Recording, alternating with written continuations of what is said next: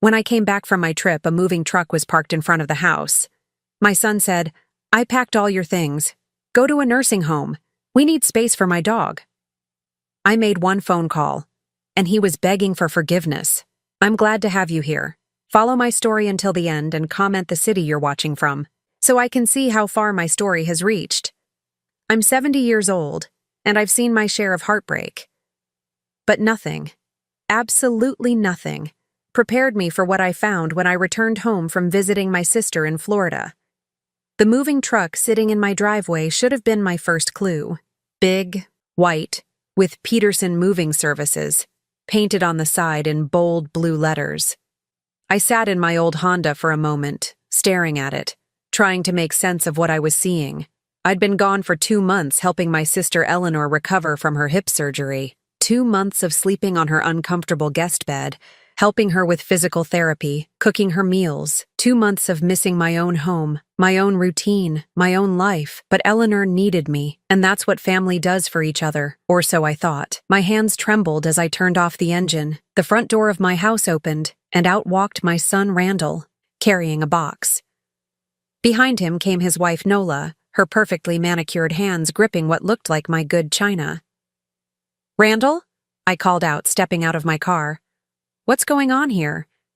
He didn't even have the decency to look embarrassed, just set the box down on the truck's ramp and turned to face me with that cold expression I'd seen too many times lately. "Mom, we need to talk," he said, walking over.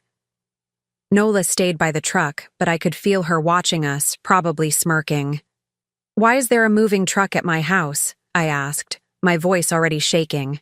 Deep down, I think I already knew, but my mind refused to accept it.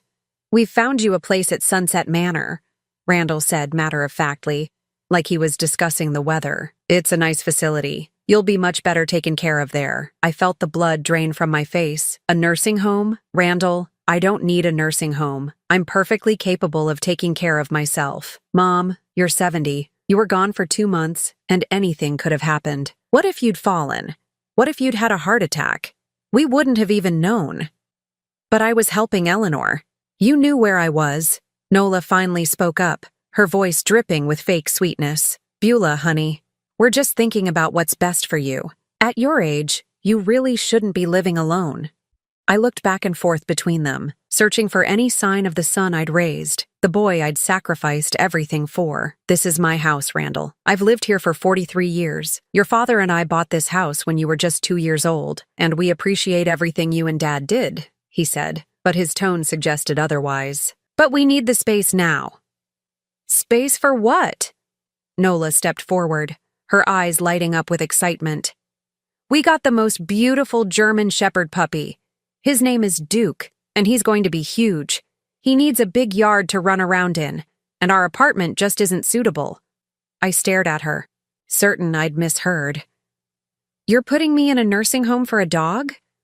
"It's not just for Duke," Randall said quickly, but I could see the guilt flickering in his eyes. "Mom, you're getting older. This house is too big for you. All these stairs, the yard work, the maintenance, it's too much. I manage just fine.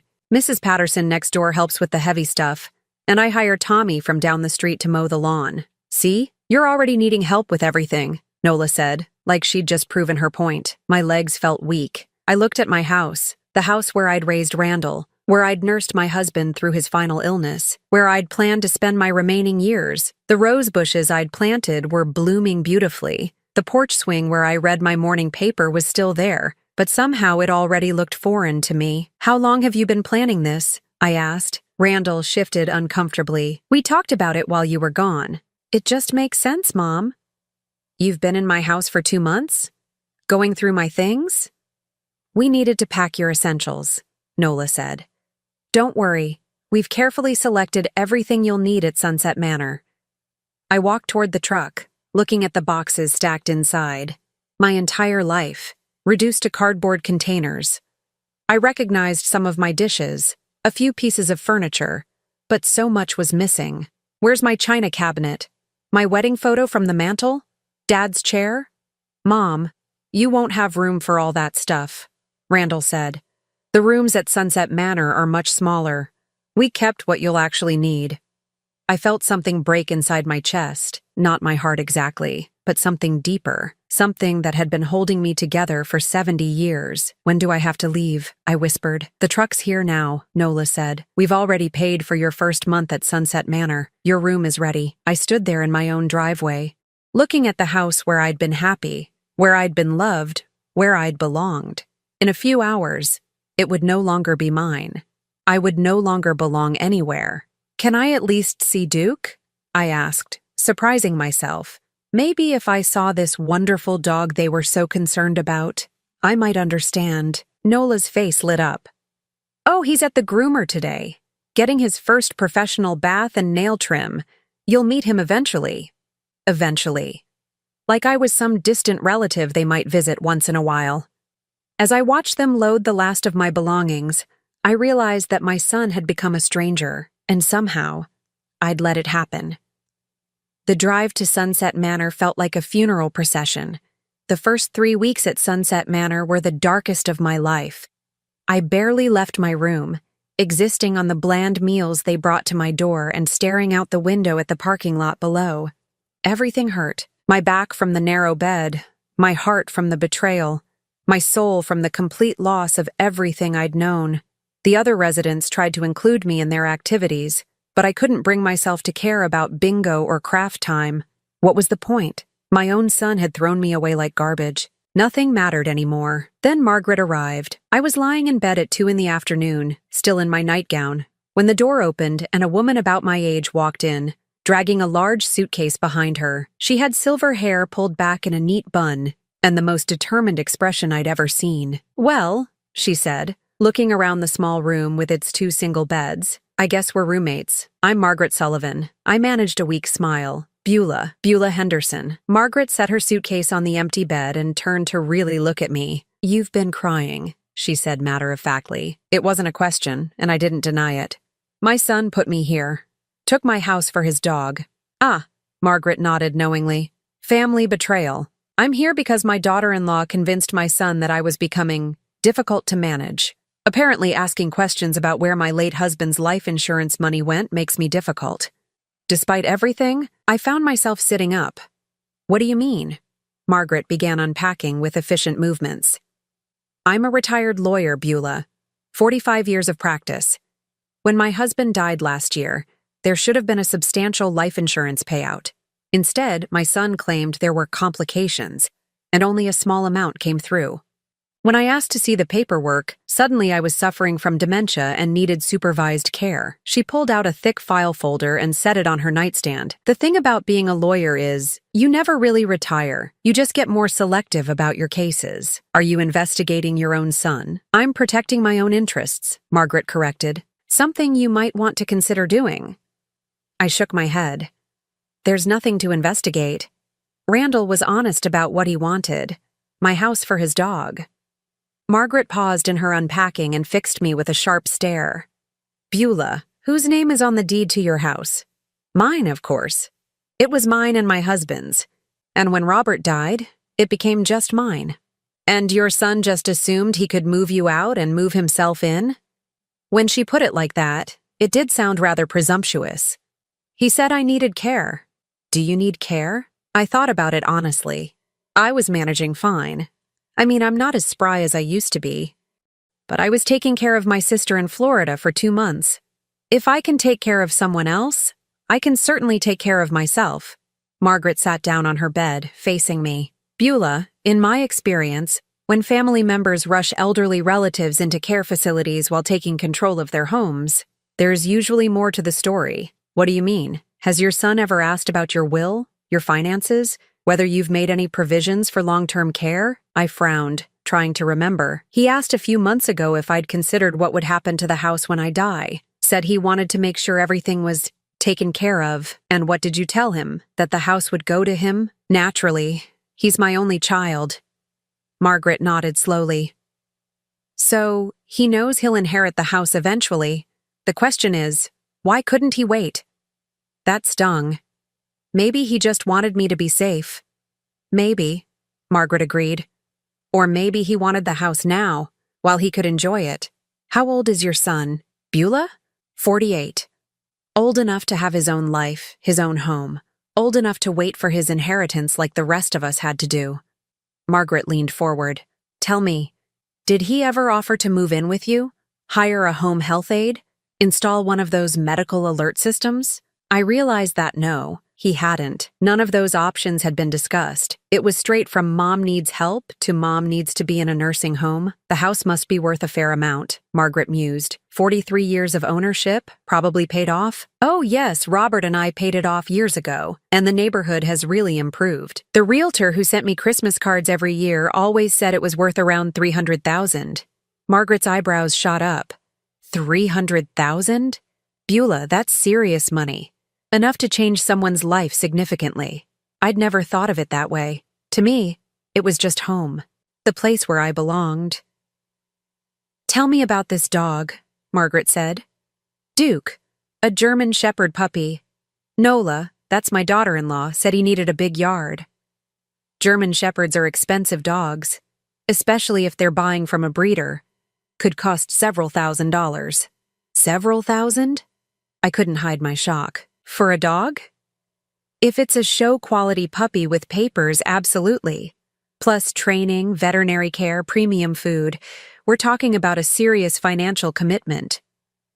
I thought about Randall's job at the insurance company. He made decent money, but not enough for such extravagances. At least, not the Randall I thought I knew. Margaret, I said slowly. Do you think they planned this? While I was gone? I think, Margaret said carefully, that you might want to find out exactly what's been happening with your property while you've been here. She stood up and walked to the window, looking out at the parking lot. You know, Beulah, the thing about nursing homes is that once you're in one, people assume you're helpless. They stop consulting you about decisions. They start making assumptions about your mental capacity. What are you saying? Margaret turned back to me, and I saw the lawyer she used to be in her eyes. I'm saying that being in here doesn't make you powerless. You still own that house. You still have rights. And if your son thinks he can just take over your life because it's convenient for him, well, he's got another think coming. For the first time in 3 weeks, I felt something other than despair. I felt angry. What do you think I should do? Margaret smiled, and it wasn't a kind smile. It was the smile of someone who'd spent 45 years fighting for people who'd been wronged. First, we're going to find out exactly what your son has been up to in your house. Then we're going to remind him that his mother isn't dead yet. Margaret wasted no time. The next morning, she marched me down to the nursing home's business office like a woman on a mission. I'd barely had my coffee, but she was already dressed and ready, that thick file folder tucked under her arm. We need to use your computer, she told the receptionist, a young woman named Jessica who looked startled by Margaret's authoritative tone. I'm sorry, but residents aren't typically allowed to— We're not typical residents, Margaret interrupted. I'm a retired attorney helping my friend with some legal matters. Surely you have some provision for residents who need to access public records? Jessica glanced nervously at the computer, then at us, then at the supervisor's empty office. I suppose I could let you use it for a few minutes, but I'll need to stay here with you. Perfect, Margaret said, settling into the chair with the confidence of someone who'd never been told no in a courtroom. I watched in amazement as Margaret's fingers flew across the keyboard. Within minutes, she'd pulled up the county assessor's website and typed in my address. Let's see what we're dealing with here, she muttered, scrolling through the information that appeared on the screen. My heart nearly stopped when I saw the numbers. My house, which I'd always thought was worth around $300,000, was now assessed at $450,000. $450,000? I whispered. How is that possible? Margaret was already clicking on another link. Property values have been rising steadily in your neighborhood, Beulah. Look at this. Houses on your street have been selling for even more than the assessed value. She pulled up recent sales records. The house 3 doors down from mine had sold 6 months ago for $500,000. Another house on my block had gone for $475,000 just last month. Your son stands to inherit a very valuable piece of property, Margaret said grimly. Much more valuable than you realized. Jessica, who'd been pretending not to listen, leaned forward slightly. Wow, that's a lot of money for a house. It certainly is, Margaret agreed. Jessica, would you mind printing this information for us? While Jessica printed the property records, Margaret continued typing. Now let's see what else we can find. Beulah, you said your son has been living in your house for 3 weeks now? That's right, since the day they moved me in here. Margaret pulled up the local newspaper's website and searched for something. After a few minutes, she found what she was looking for in the classified ads section. Room for rent, she read aloud. Beautiful 3-bedroom house, large yard, quiet neighborhood.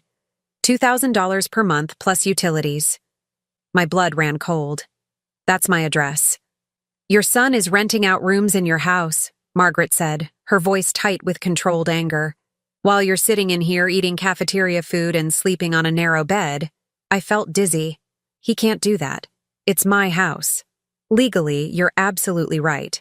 But practically speaking, if you're not there to stop him, and if people assume you've moved permanently into care, he can get away with quite a lot. Jessica handed us the printed pages, and Margaret studied them carefully. Beulah, I need to ask you something important. Have you given your son power of attorney? No. Robert and I talked about it years ago, but we never got around to it. Good. That means he has no legal authority to make decisions about your property. Margaret looked at me seriously, but he's acting like he does. We spent the rest of the morning in the nursing home's small library, where Margaret explained things I'd never thought about. Property rights, tenant law, the difference between guardianship and power of attorney. The bottom line, she said, is that your house is still your house. Your son is essentially squatting in it and illegally subletting rooms. But what can I do? I'm stuck in here. Margaret's eyes gleamed. Oh, honey, you're not stuck anywhere. You chose to come here because your son told you to, but you can choose to leave anytime you want. Leave? The idea had never occurred to me, but Randall said a lot of things, none of them legally binding. Margaret leaned forward. Beulah, you're not here by court order. You're not here because a doctor declared you incompetent. You're here because your son convinced you it was necessary. Well, now you know it wasn't. That afternoon, Margaret helped me make a phone call to Mrs. Patterson, my neighbor. I hadn't spoken to her since I'd been moved to Sunset Manor, and I was nervous about what she might tell me. Beulah, Mrs. Patterson's voice was warm but concerned. I was wondering when I'd hear from you. How are you settling in at that place? I'm fine, Mrs. Patterson. But I wanted to ask you about something. Have you noticed anything unusual at my house? There was a pause. Well, there's been a lot of activity over there. Your son and his wife moved in, of course, but then there were other people too. Strangers coming and going. I wasn't sure if I should say anything. My hands were shaking as I held the phone. What kind of strangers? Young people, mostly. College age. They've been carrying boxes and furniture into the house, and that dog of theirs barks all night. I've had to close my bedroom windows because of the noise. Margaret was taking notes, her expression growing darker by the minute. Mrs. Patterson, I said carefully, did Randall ever mention that I might be coming back home? Coming back? Oh no, dear. He told me you'd decided to move permanently into assisted living. Said you were much happier there and didn't want to deal with the house anymore. After I hung up, I sat in stunned silence. Margaret reached over and squeezed my hand. I'm sorry, Beulah. I know this is hard to hear. He told her I was happy here, that I didn't want to deal with my own house anymore. He's been telling a lot of people a lot of things, apparently. Margaret showed me her notes.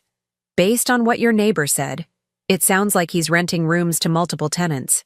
At $2,000 each, if he's got 3 or 4 renters, he could be making $6,000 to $8,000 a month. The numbers made my head spin. From my house. From your house. While you're paying $3,000 a month to stay here, I felt something cold settle in my stomach. Margaret, I can't afford to stay here much longer. I've been using my savings. But at $3,000 a month, how much do you have left? Maybe enough for 2 more months. Margaret was quiet for a long moment. Then she asked, Beulah, what did you think would happen when your money ran out? I'd been trying not to think about that.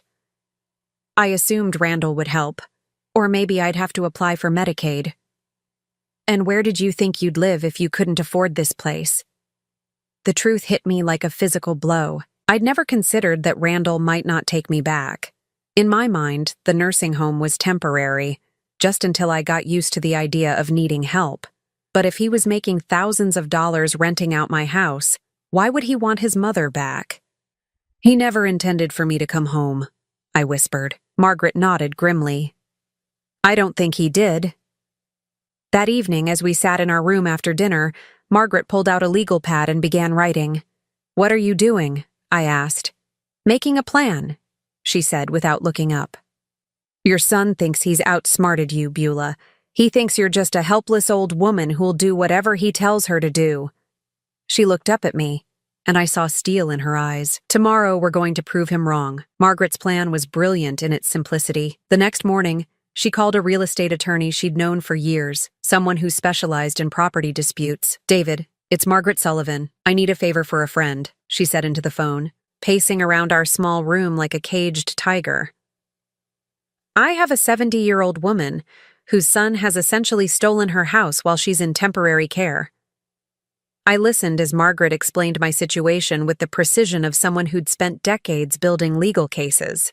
When she hung up, she was smiling. David's going to help us, she said. He's preparing a cease and desist letter for your son, demanding that he stop renting out your property and return possession to you immediately. But where would I live if I left here? The question had been keeping me awake at night. In your own house, of course. But Randall said I couldn't manage on my own. Margaret sat down beside me on my narrow bed. Beulah, honey, you've been managing your own life for 70 years. You spent 2 months taking care of your sister in Florida. You drove yourself there and back. Does that sound like someone who needs to be in a nursing home? When she put it that way, it seemed obvious, but the fear was still there, planted by weeks of being told I was helpless.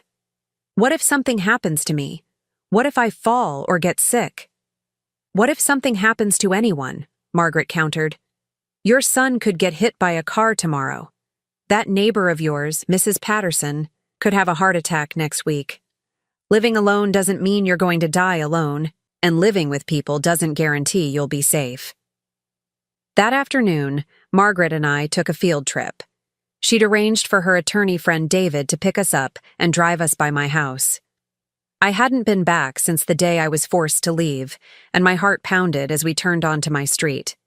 The first thing I noticed was the cars. 4 cars parked in my driveway, and 2 more on the street in front of my house. David pulled over across the street, and we sat there watching. That's a lot of cars for a family of 2 and a dog, Margaret observed. As we watched, a young man came out of my front door carrying a laundry basket. He walked around to the back of the house, where I could see my old clothesline was now heavy with unfamiliar clothes. He's using my clothesline, I said, feeling strangely violated. That's the least of it, David said grimly. He'd been taking photos with his phone. Margaret told me what's been happening. But seeing it like this, Mrs. Henderson, your son has turned your family home into a boarding house. Another young person emerged from the house, this one carrying a grocery bag. Then another, and another. How many people are living in there? I whispered. At least 4 tenants plus your son and daughter-in-law, David said. Maybe more. I thought about my house, trying to imagine how they'd arranged it. The living room where Robert and I used to watch the evening news, where Randall had played with his toy trucks as a little boy. Was it now someone's bedroom? What about my sewing room, where I'd made Randall's Halloween costumes and mended his school clothes for years? This has to be violating housing codes, Margaret said. Single-family homes aren't zoned for this kind of rental activity. David nodded. I'll make some calls tomorrow. But first, we need to establish Mrs. Henderson's right to reclaim her property. We drove around the block and came back from the other direction. This time, I saw Nola in my front yard with Duke, the German Shepherd puppy who'd supposedly needed my big backyard. Except he wasn't a puppy anymore. He was nearly full-grown, and he was chained to a post that had been driven into my front lawn. That dog is chained up, I said, feeling sick. So much for needing room to run, Margaret said coldly. As we watched, Nola went back inside, leaving Duke alone in the yard. A few minutes later, the dog began barking, and one of the tenants came out and yelled at him to be quiet. This is what they destroyed your life for, Margaret said. A chained dog and rental income. David drove us back to Sunset Manor. but not before stopping at his office to let me sign the necessary paperwork. The cease and desist letter would be served to Randall the next day, demanding that he vacate my property within 30 days. "What if he refuses?" I asked. "Then we'll file for an unlawful detainer action," David explained. "Essentially, we'll have him evicted from your house." "Can we do that? Even though he's my son?" "Mrs. Henderson, the law doesn't care about family relationships when it comes to property rights. Your house is your house, period." That evening, Margaret helped me pack the few belongings I'd brought to Sunset Manor. It wasn't much, mostly clothes and a few personal items that Randall and Nola had deemed essential. "Where's your jewelry?" Margaret asked, noticing that I was only packing a simple watch and my wedding ring. "I don't know. I asked Nola about my jewelry box, and she said they'd put it somewhere safe." Margaret's jaw tightened. "We'll add that to the list of things we're recovering." As I folded my clothes, I found myself thinking about all the things I'd lost. Not just the valuable items, but the sentimental ones. The photo albums chronicling Randall's childhood, my mother's china set, the quilt my grandmother had made, Robert's tools in the garage. "Margaret," I said quietly, "what if they've sold things or thrown them away? Then they'll replace them or compensate you for them," she said firmly. "Beulah, your son committed theft. Just because he's family doesn't make it legal." I'd never thought of it that way before. In my mind, family disagreements were just that, disagreements. But Margaret was right. Randall had taken my house, my belongings, my life, without my permission. That wasn't a family dispute. That was theft. The next morning, I checked myself out of Sunset Manor. The staff seemed surprised but didn't try to stop me. After all, I wasn't there involuntarily. Margaret came with me, having decided that her own son's nursing home plans could wait while she helped me reclaim my life. "Where are we going?" I asked as we climbed into David's car with our suitcases. "To a hotel," Margaret said. "Just for a few days, until we can get you back into your house." "A hotel? I can't afford that." "You can afford it better than you can afford to stay in that nursing home," Margaret pointed out. "Besides, David knows a place that gives senior discounts." As we drove away from Sunset Manor, I realized something. For the first time in a month, I felt like myself again. Not like a burden, not like someone who needed to be managed or taken care of. Just like Beulah Henderson, a woman who owned a house and had every right to live in it. My phone rang as we pulled into the hotel parking lot. I looked at the caller ID and felt my stomach clench. "Randall, he got the letter," Margaret said with satisfaction. "Answer it. Let's hear what he has to say now." I stared at my phone as it rang, Randall's name flashing on the screen. My hands were shaking, but Margaret nodded encouragingly. "Answer it," she whispered. "You have the power now." I pressed the accept button with a trembling finger. "Hello, Randall." "Mom, what the hell is this?" His voice was furious. Nothing like the calm, reasonable tone he'd used when he'd put me in the nursing home. "Some lawyer just served me papers saying I have to get out of your house? This is insane."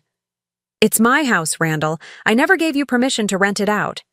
You're in a nursing home. You don't need the house anymore." "I'm not in a nursing home anymore. I checked myself out this morning." There was a long silence. When he spoke again, his voice was different, panicked. "Mom, you can't just leave like that. You need supervision. You could hurt yourself." "I've been taking care of myself for 70 years, Randall. I think I can manage." "Where are you staying? You can't go back to the house. There are people living there now. I know exactly who's living there. 4 renters paying you $2,000 each, plus you and Nola. That's $8,000 a month you've been making from my property." Another silence. "Mom, listen, we can work this out. You don't understand the situation. Then explain it to me." I heard him take a deep breath. The house needed work.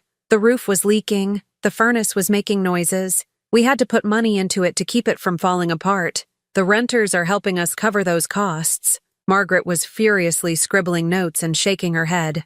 She wrote lies in big letters and showed it to me. "Randall, I had the roof repaired 2 years ago, and the furnace was serviced just before I left for Florida. Well, there were other issues. And anyway, the renters are students. They needed housing, and we were helping them out. While helping yourselves to $8,000 a month. It's not that simple. His voice was rising. Mom, you have no idea how expensive everything is now. Nola lost her job last month, and my hours got cut at the insurance company. We needed the income. For a moment, I felt a flicker of the old sympathy. My son was struggling financially. That was something I could understand. But then I remembered the nursing home bills, the way they dismissed my concerns, the complete lack of respect for my wishes. So, you decided to solve your financial problems by stealing my house? I didn't steal anything. You're my mother. When you die, the house comes to me anyway. I'm just managing it early. The callousness of that statement took my breath away. When I die, Randall, I'm not dead.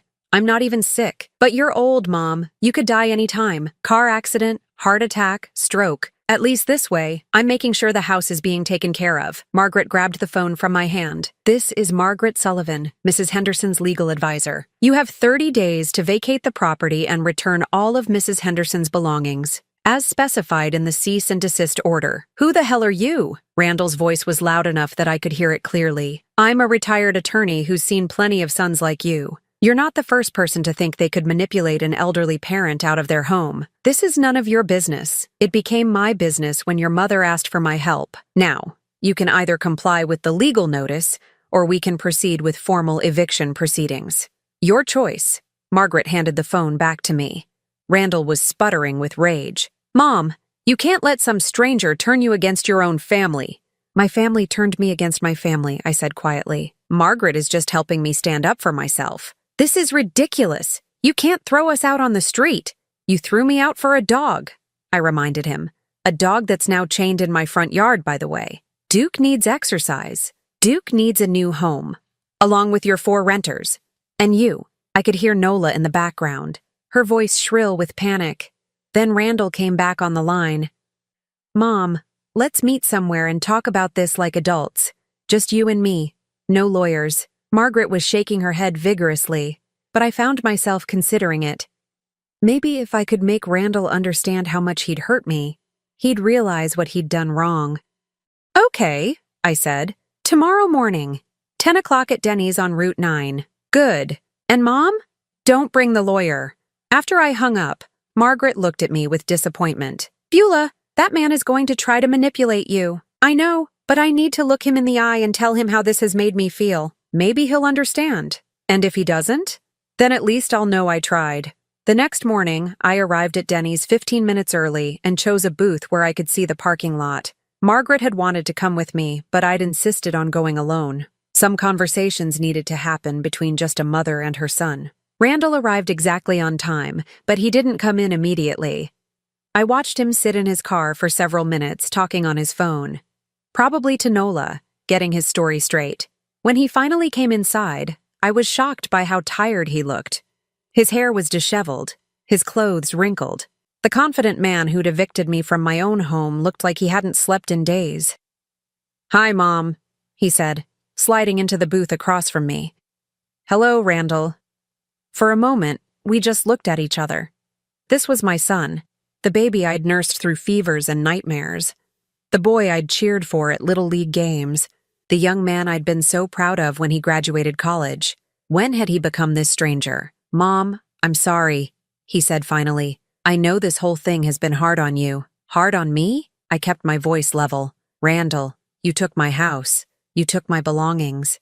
You told everyone I was happy to be in a nursing home when you knew I was miserable. I thought it was for the best. No, you thought it was convenient. There's a difference. He ran his hands through his hair. You don't understand the pressure I'm under. Nola's been talking about leaving me if we don't get our financial situation figured out. My job is hanging by a thread. The house was just sitting there empty while you were in Florida. It wasn't empty. It was waiting for me to come home. But you were gone for 2 months. How was I supposed to know you were coming back? I stared at him. Because I told you I was helping Eleanor recover from surgery. Because I called you every week. Because that's what temporary means. Randall shifted uncomfortably. Look, maybe I made some mistakes, but we can fix this. You can move back in. We'll make room. Make room? In my own house? The renters have lease agreements. We can't just kick them out. But there's the guest room. the guest room in my own house. It would just be temporary, until we figure something else out.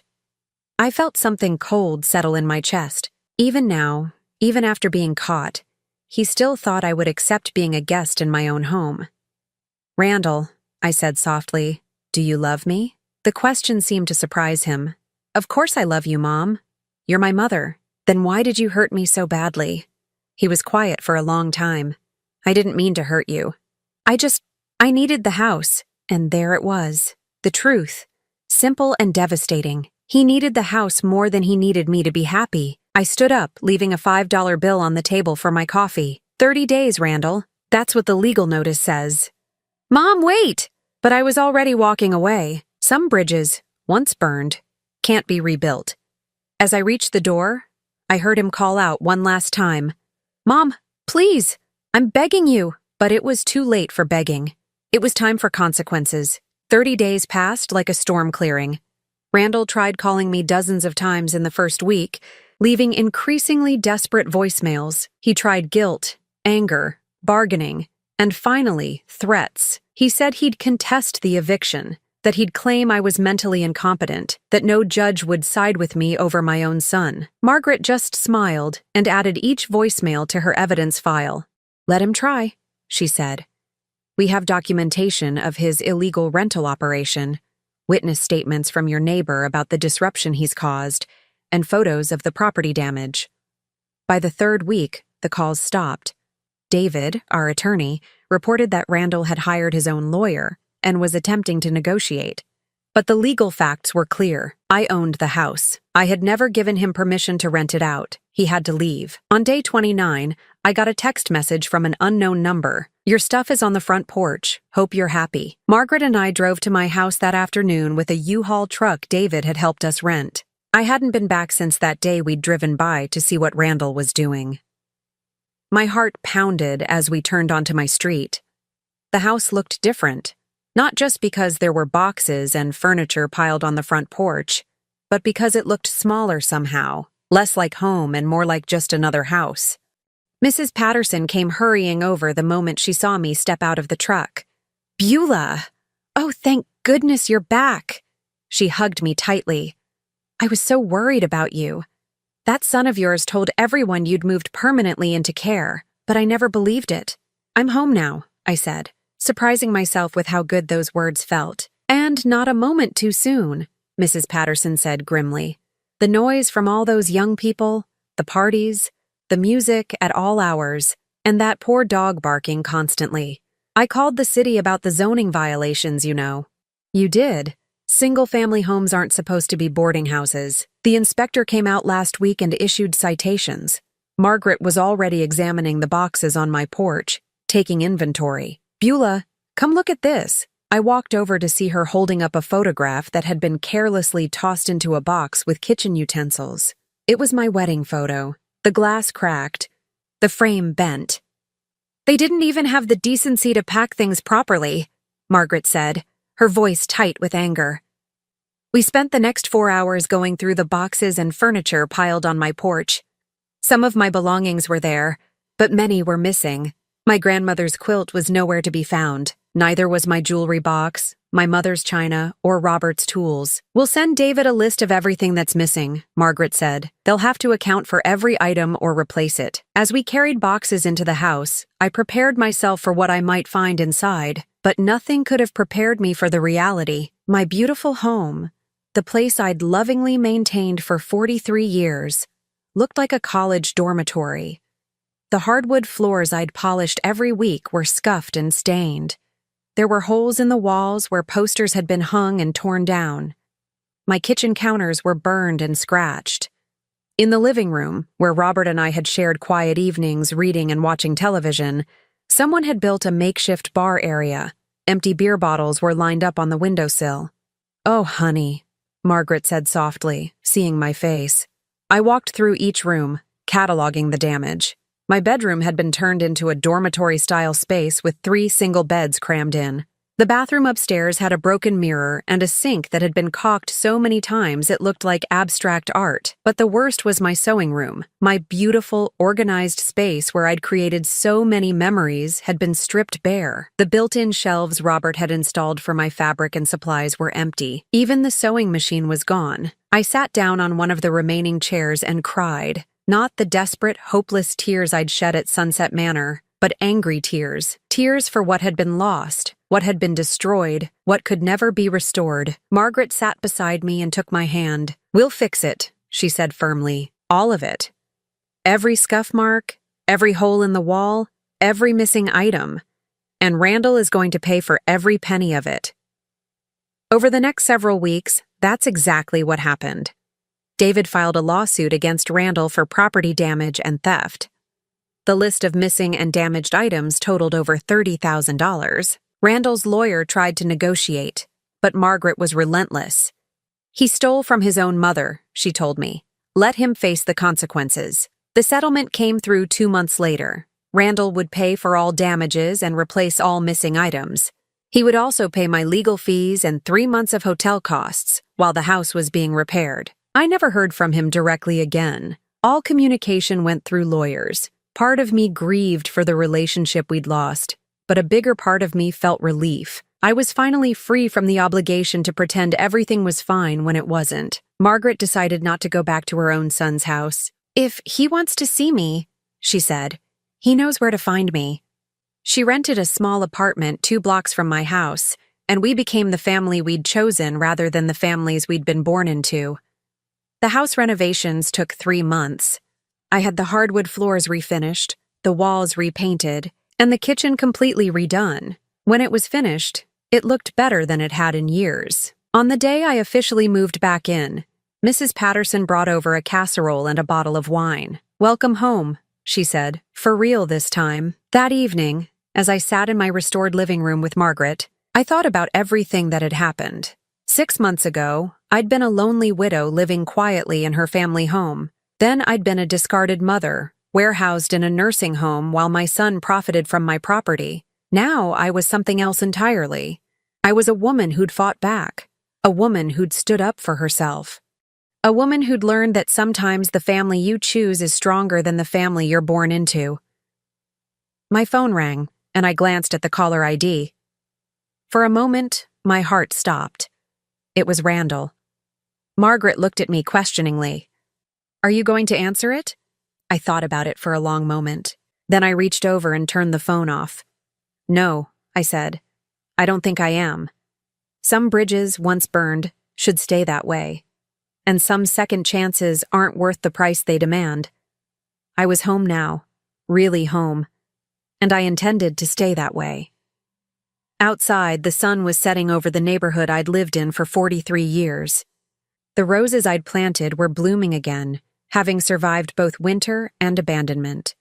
Like me, they'd found a way to flourish, despite everything that had tried to destroy them. Margaret raised her wine glass. "To new beginnings," she said. "To coming home," I replied. And for the first time in months, I truly meant it. Now I'm curious about you who listened to my story. What would you do if you were in my place? Have you ever been through something similar? Comment below. And meanwhile, I'm leaving on the final screen 2 other stories that are channel favorites, and they will definitely surprise you. Thank you for watching until here.